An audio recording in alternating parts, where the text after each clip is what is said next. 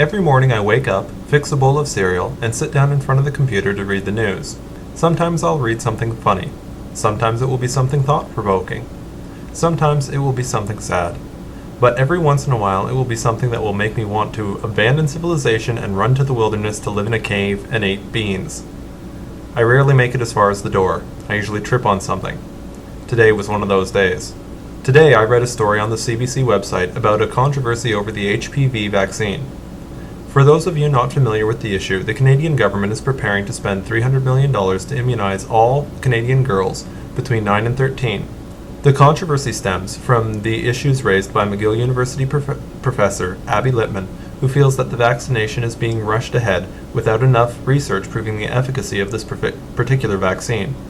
Her opinion is basically, cervical cancer only affects 400 Canadians a year.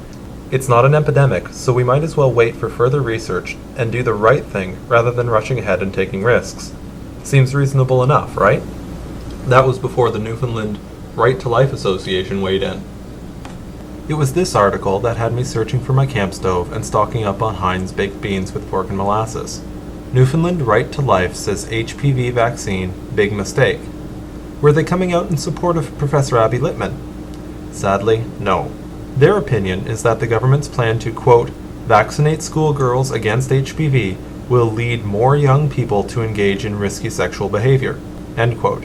To them, protecting young women from cervical cancer would be like giving girls a license, a green light to go ahead and be sexually active, leading to a rise in sexually transmitted diseases and promiscuity in general.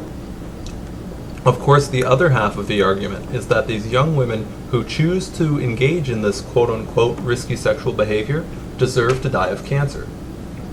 Shame on you, Newfoundland Right to Life Association, and kudos to Brenda Kitchen, the executive director of the St. John Sexual Health Clinic, for bringing some reason to this debate. A couple more days like this, and it'll be cat holes and magic fruit for me.